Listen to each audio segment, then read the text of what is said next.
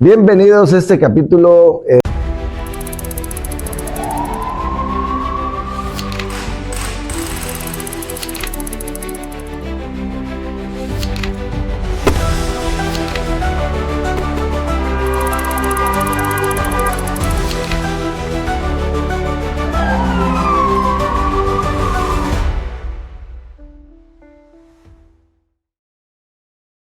Que tengo el gusto y que me acompañe el juez Omar Castro Zabaleta, juez administrativo, juez de distrito en materia administrativa. Señor juez, pues muchas gracias. Sabemos que, pues bueno, ahí no se acaba la chamba, día, tarde, noche y madrugada, y luego hay periodos en donde todavía están llenos, pero bueno, pues a los abogados en esos términos pues nos gusta estar en tiempo, y pues bueno, hay periodos en donde se les incrementa durísimo la carga de trabajo por materia administrativa. Estamos los impuestos, declaraciones anuales, declaraciones de personas físicas, y luego obviamente asuntos en donde todo lo que tiene que ver contra el Estado, municipios, organismos públicos autónomos que puedan ser materia administrativa, pues el juez resolverán como, ahora sí que bajo esa presión. Pues muchas gracias, licenciado. Muchísimas gracias, Daniel, por la invitación, y desde luego encantado de venir aquí a comentar unas resoluciones que se dictaron justo en la primera semana que tomé el cargo, ¿no? Que para mí fueron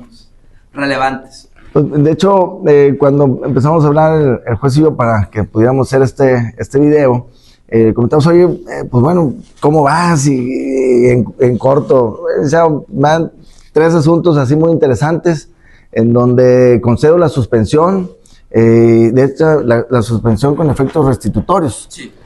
Suspensión que creo que son útiles, son de esas suspensiones que hemos hablado sobre realmente la utilidad de la sentencia, de la suspensión, y que no solamente se queden en letra y colgar las sentencias en un cuadro. Y bueno, licenciado, en esta semana, bueno, es juez electo en esta elección judicial. En esa primera semana, segunda semana, te llegaron los asuntos en donde uno es derechos de discapacidad. Sí. Una persona con neurodivergencia, Sí. una persona con espectro autista, y otro asunto muy interesante que lo hablamos aquí atrás de cámara, que es acerca de un asunto que deviene de origen familiar, de un incumplimiento a una pensión alimenticia, pero que por derivado de un incumplimiento de la esposa con una niña se encontraban sin agua, luz y gas. Entonces, bueno, por el primero, la neurodivergencia, la cuestión de la discapacidad, ¿qué pasó en esa sentencia, licenciado?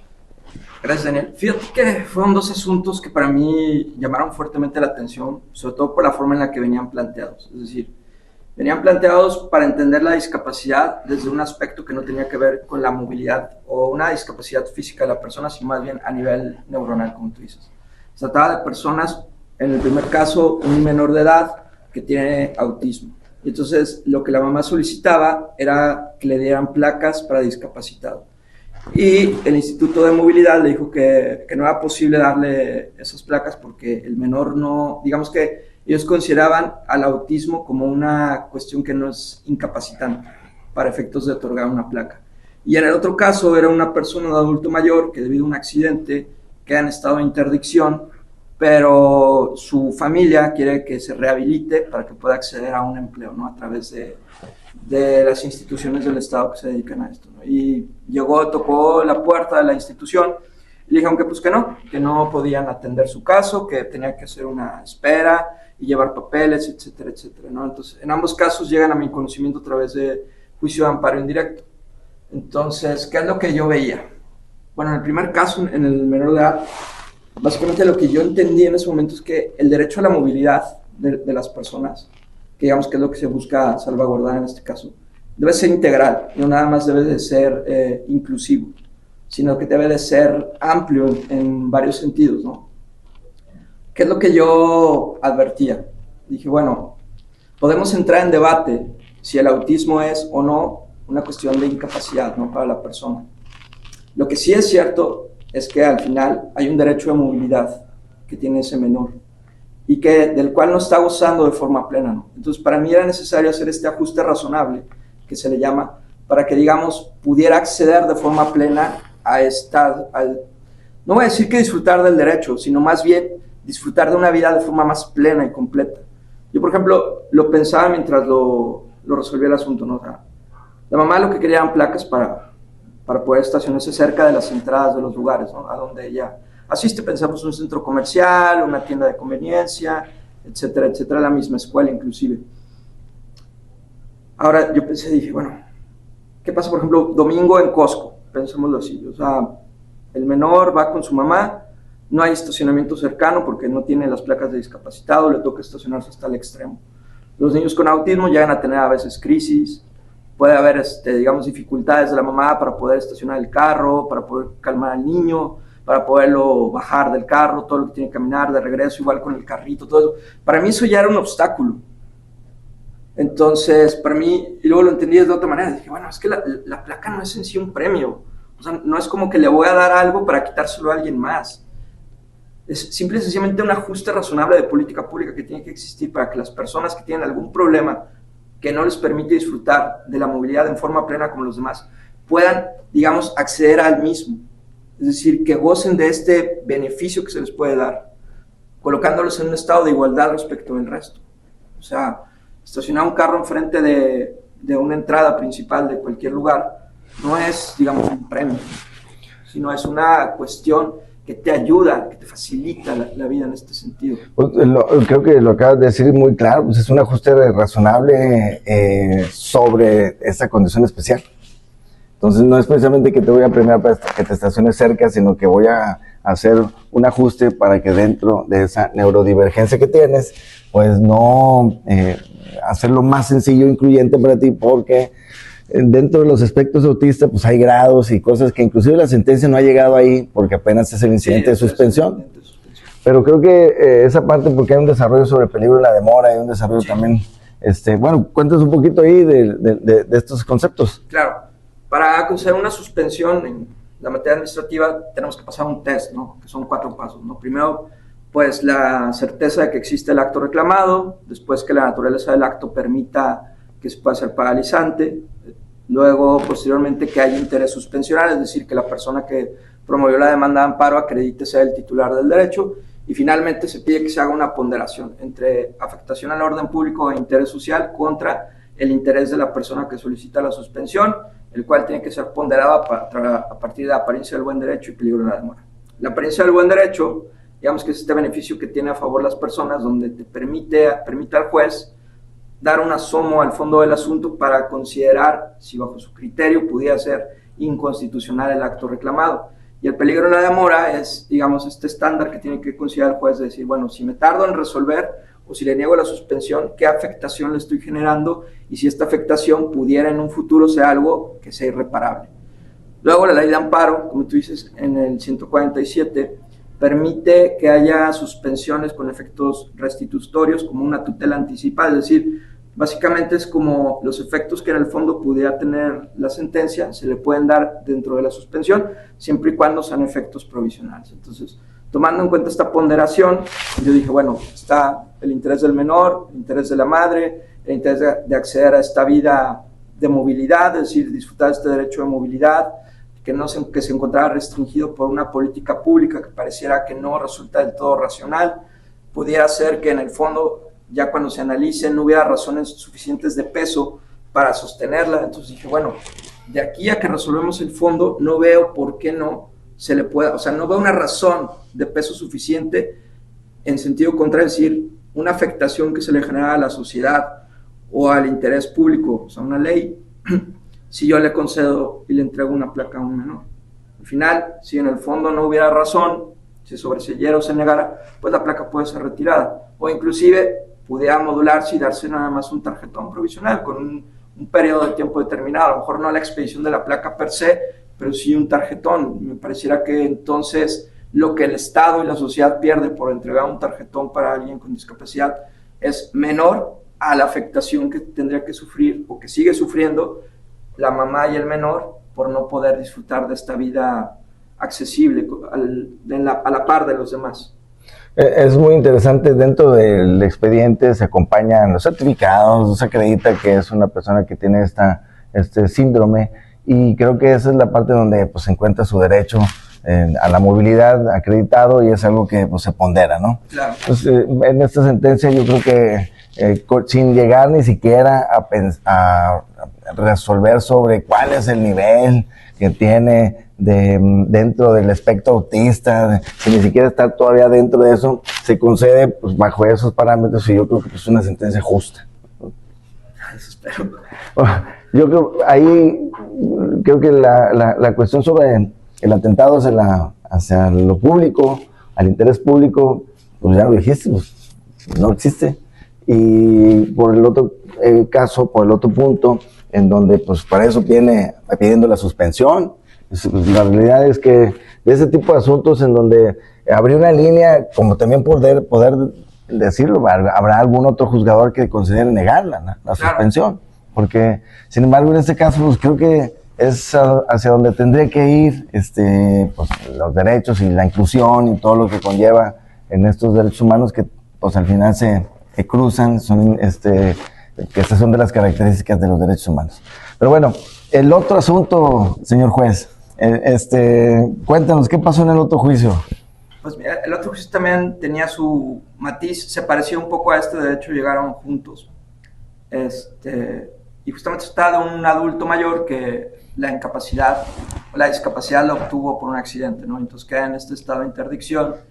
Pero bueno, es un adulto joven que obviamente pues quiere rehacer su vida laboral, ¿no? Entonces también es parte de esta inclusión que debe haber a las personas con algún problema de discapacidad que no les permite ejercer, digamos, su vida de forma natural. Y desde luego una política de inclusión que debe de haber, ¿no? Para las personas, es decir, para evitar esta segregación, esta discriminación indirecta que pudiera sufrir alguien, ¿no? Entonces lo que solicitaban básicamente era pues el acceso a la rehabilitación y a las terapias de forma particularizada para él, ¿no? Es decir, una terapia especial que pudiera ser adaptable para una persona adulto mayor, encaminado a poder tener inclusión laboral. Entonces parecía que la autoridad no daba mayores razones por las cuales no se le podía dar, ¿no?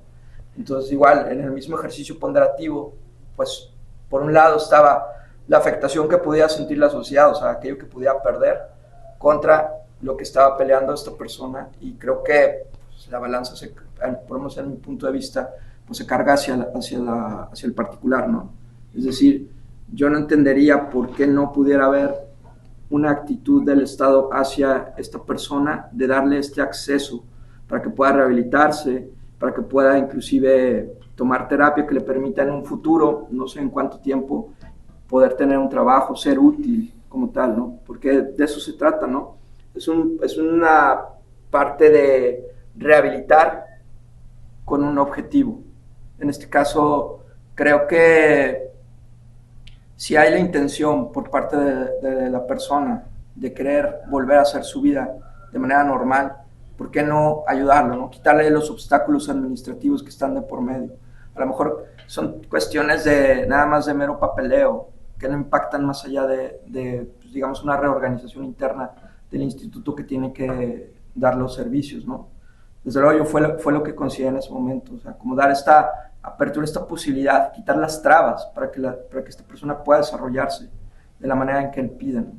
Bueno, la responsabilidad del Estado en garantizar la salud, en garantizar la igualdad de oportunidades, en garantizar pues, todo lo que esté dentro del propio Estado para que las personas podamos desarrollarnos con plenitud, que es creo que algo de lo que comentas, pues sigue siendo obligación del Estado. Entonces, de alguna u otra manera, dentro de, puede ser una cuestión médica, o es una cuestión ocupacional, o puede ser una cuestión meramente laboral o de capacitación laboral, todo eso el Estado tiene la responsabilidad de otorgársela a las personas. Claro. Entonces, creo que en cuanto a eso, si lo pudiéramos leer en un libro de derecho, pues yo creo que a nadie nos quedaría dudas. Sí, totalmente. Nada más que luego hay cosas que en la práctica son un poco más complejas. Yo estoy seguro que no porque la propia autoridad responsable no quisiera concederlo como tal, sino que a veces creo que algunas de las instituciones están rebasadas, ¿no? Por cargas de trabajo. Pero esa es otra cosa, ¿no? el justiciable viene y pide sus derechos y que se le hagan y que se cumplan los derechos humanos y a lo que tiene la obligación el Estado. Y creo que pues al final es una sentencia pues que se realiza, claro, también provisional, pero que se realiza en el sentido de concederle los derechos que tenemos todos los ciudadanos, y dentro de esos derechos pues el ser incluido, el tener la igualdad de oportunidades, el hacer igual a los desiguales, porque realmente es una cuestión también de equidad, pues es lo que se concede en la suspensión.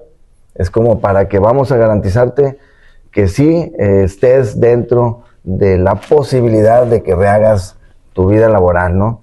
No recuerdo qué autor decía que cuando se deja a una persona con este tipo de discapacidad, pero se les deja solos, pues no es precisamente más que, es una palabra fuerte, pero es una crueldad, pero disfrazada, ¿no? Es como, voy a disfrazar que te ayudo, pero no te voy a ayudar, sino que solamente voy a reconocerte, pero sin ayudarte realmente, ¿no? Entonces creo que lo que se materializa con la sentencia, pues es que se ayude como establece la Constitución. No hay más, Sí, claro. no hay más vuelta ahí. Ya en el fondo, digo, podría haber cosas, ¿no? También entiendo que son derechos sociales que están constitucionalizados, que al final su materialización depende, obviamente, de pasar por el prisma de un presupuesto, ¿no? Eso se entiende, pero digo, ya inclusive ese tema ha sido resuelto por la Corte, ¿no? Ya ha dicho que pues se tiene que demostrar que se puede hacer, o sea, demostrar que en ese cumplimiento se tiene el máximo de las capacidades, es decir, que pusiste todo para poderlo dar, ¿no? Entonces yo no creo que, por lo menos en este punto como en el que estamos de la suspensión provisional, no haya, digamos, elementos suficientes como para que no se le pueda dar la terapia a la persona, ¿no? A lo mejor ya en el fondo, en el cumplimiento, pues podemos hacer otra cosa, pero de manera provisional, que es con lo que se resuelve básicamente, con la demanda y con los documentos que están, pues me parecía que lo más garantista y protector era resolver en este sentido en que se falló. Pues bueno, retomando lo que tú dices de los derechos sociales, también atrás de cámara comentamos sobre las sentencias utilitaristas, y al final en la reflexión sobre los derechos sociales constitucionalmente establecidos, pues creo que hasta son infinitos. Puedes poner lo que quieras y si están constitucionalizados, positivizados, pues habría que exigirlos y se tendría que cumplir por alguien. Creo que no es cosa menor que estén positivizados, y bueno, pues creo que al tener ese rango, algunos constitucionales, pues en este caso todos son constitucionales, pues hay que exigirlos tal cual, ¿no? Sí, por eso, por ejemplo, en Estados Unidos todos los derechos sociales no están en la Constitución, o sea, no son derechos constitucionalmente reconocidos, sino son políticas públicas. Por eso Correcto. cada administración de gobierno pues lleva sus políticas públicas en materia de salud y de educación de una forma diversa, ¿no? Entonces, por ejemplo, pues, tenemos el Obamacare, que luego fue quitado por Trump, el programa Dreamers, que luego también fue quitado por Trump y luego quiso regresar con Biden, o sea, vemos esa combinación, ¿no? Al final ellos lo entienden como que no puede ser algo de rango constitucional, porque justamente tiene que haber una política pública detrás, ¿no? Tiene que haber un presupuesto y el gobierno entrante o el gobierno que está en la administración es quien decide cómo se lleva a cabo esta política de salud, de educación, de transporte, etcétera, etcétera. En México, por el contrario, están en la Constitución, son derechos positivizados, son derechos humanos que son exigibles a través del juicio de amparo, y desde luego pues está otro problema que tiene que ver justamente ya con su materialización, ¿no? Pero bueno, se ha entendido que debe de haber siempre ese como plus o ese esfuerzo o ese demostrar que se logró dar ese derecho. Yo creo que pues, al final, como bien lo dices, al estar reconocidos dentro de la Constitución, pues, son exigibles, y si son exigibles, pues hay que hacer que se materialicen. Pero bueno, chavo, y ya por última, otra de las sentencias que me compartió el juez es una sentencia muy, muy interesante, porque deviene del derecho familiar y al final le llega al derecho administrativo. ¿Qué pasó en esa sentencia en donde también está una niña, una menor de edad, y su madre? Fíjate que esta sentencia, igual te quiero dar un poco de contexto de lo que sucedió antes de contarte la historia como tal. Fíjate que cuando estaba en campaña, un día que fui a la Macroplaza a repartir volantes y todo esto, dos mujeres se me acercaron y me empezaron o sea, como que les llamó la atención porque yo traía una cartulina que decía quiero ser tu juez. Entonces se acercaban conmigo y me dijeron, tú vas a ser juez. Y me empezaron a contar sobre su historia, ¿no? Me empezaron a contar sobre lo que era la violencia vicaria contaban que ellas estaban dentro de juicios del orden civil, familiar, y que ellos estaban denunciando violencia vicaria en su contra. Yo sí conocía el concepto, pero no a gran profundidad. Y me empezaron a enseñar básicamente, ¿no? O sea, me empezaron a explicar muchas de estas cuestiones, ¿no? Lo que es la violencia que se ejerce a través de los hijos o directamente de la pareja, como violencia patrimonial, o que es al final un tipo de violencia en contra de las mujeres, ¿no? Yo me quedé con esa lección, me quedé obviamente con esta sensibilidad que me dieron ellas. Y luego llega al juzgado un caso, ¿no? que me llama la atención de inicio. Es una madre y su hija que acuden al juicio de amparo porque se les cortan los servicios de agua, de luz y de gas. Entonces ella en la narración de los hechos dice, pues lo que sucede aquí es que llegaron las flotillas de Comisión Federal de Electricidad, Agua y Drenaje y Gas Natural y empezaron a desconectar. Entonces dice, yo no tengo adeudos, está pagado. Y cuando cuestionó por qué se le cortaba, dijeron que porque el titular había ordenado la cancelación de los servicios. Ella nos narra que está dentro de un proceso de divorcio en el cual hay una resolución de medidas cautelares de pensión alimenticia, la acompaña el expediente, y de ahí se advierte pues, que el padre queda obligado al pago de la pensión alimenticia y dentro de esa pensión alimenticia, pues obviamente a pagar los servicios de la vivienda, ¿no? Entonces ella nos narra en la demanda de que pues, básicamente esto es como un acto de molestia directa hacia ella, ¿no? O sea, de que su expareja corta los servicios y básicamente lo que quiere es pues dejarla sin las comodidades de la vivienda, ¿no? Un paréntesis. Entiendo así tal cual que la persona, el ex, maquinó, pensó y dijo, ¿cómo me friego a mi expareja? Los recibos están a mi nombre y voy al agua, a luz, al gas y digo, ya no quiero mis servicios y los cancelo. Eso es como se pudo haber visto dentro de lo que alegó la madre. Eso es de la manera en la que ella lo narró.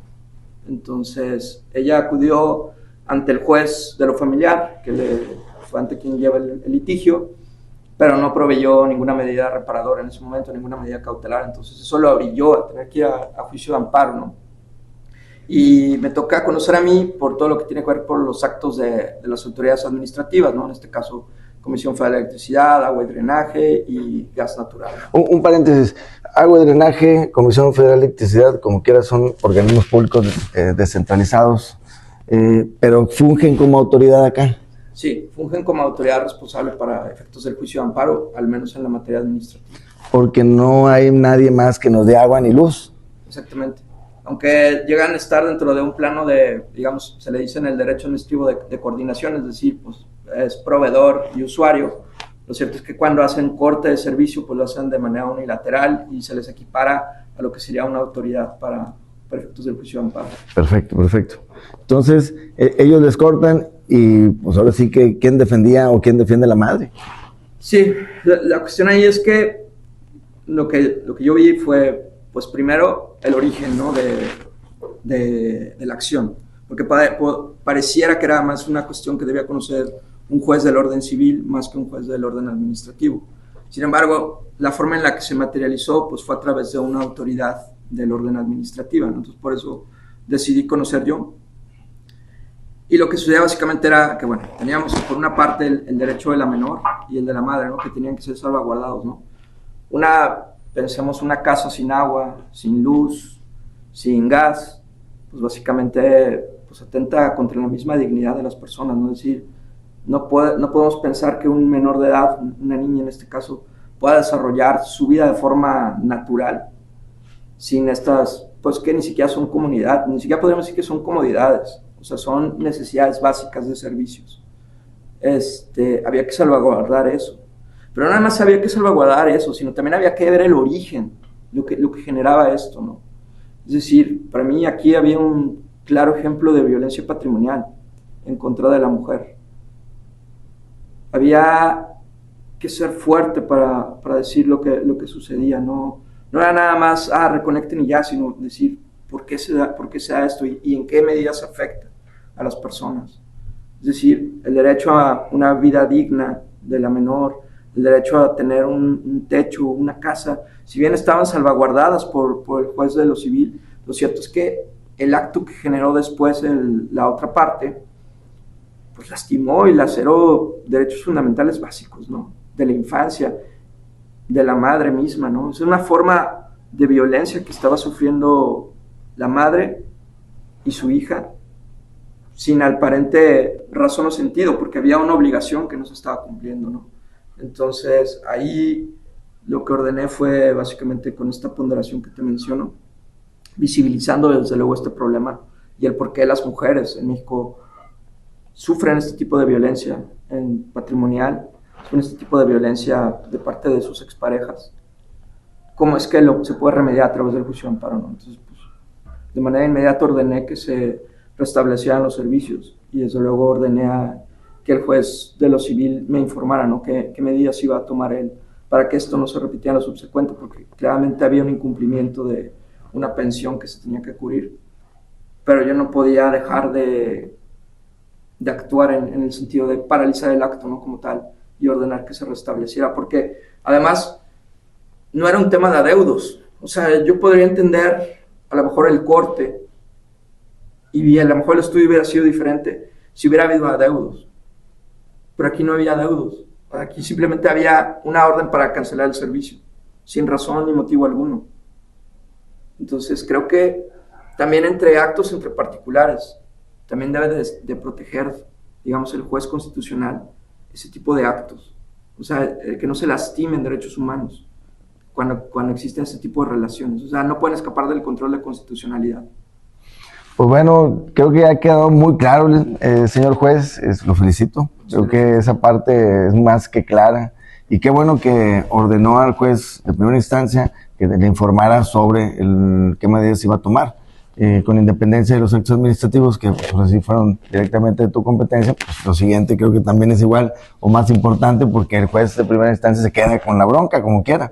Claro. Y hay una niña y una madre pues, que al final van a padecer tal vez otra represalia, otra situación, que esa ya será de otra cosa, pero pues qué bueno que se hizo en este caso, se restituyeran sus derechos y se le devolviera la dignidad a las quejosas.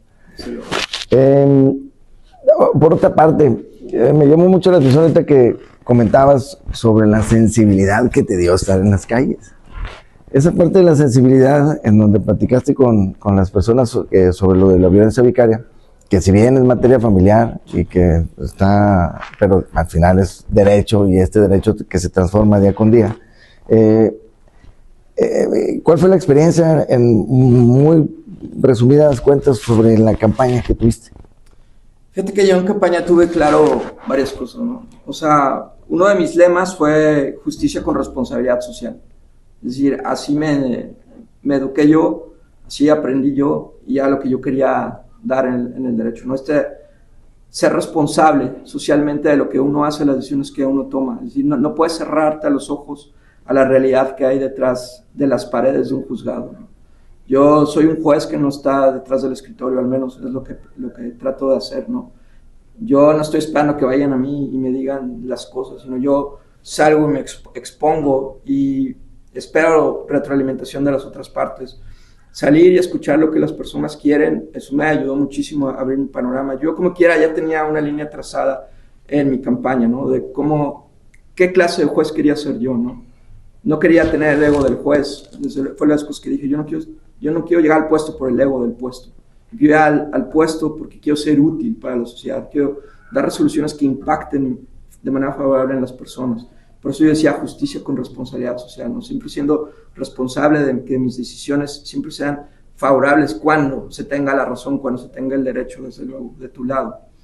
Eso no quiere decir que voy a ser un juez que va a estar regalando amparos. Desde luego que lo que yo hablaba con las personas, digo, pues es que yo no puedo prometer que te voy a amparar siempre que llegue tu juicio. Lo que te puedo prometer es un trabajo exhaustivo, una visión del derecho amplia, buenos razonamientos, buenas sentencias, y desde luego cuando tengas el derecho y la razón de tu lado, pues se te dará la justicia, ¿no? Entonces, ir a la calle justamente me sirvió mucho para eso, ¿no? Para entender qué era lo que las personas esperaban del juez, ¿no? y básicamente lo que todos querían era alguien que los escuchara. Alguien que los escuchara y que no los juzgara previamente. Es decir, que no llegara con sesgos a ver sus casos.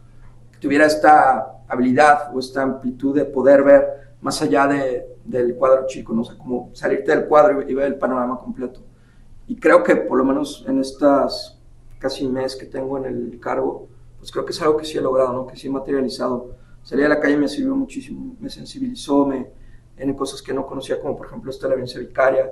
Ir a los ejidos, por ejemplo, eso me ayudó a tener como esta visión de los problemas de los ejidatarios, los problemas sociales que hay fuera del área metropolitana de Monterrey.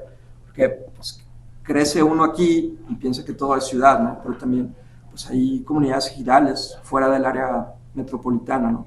Y las problemáticas que llegan a tener ellos.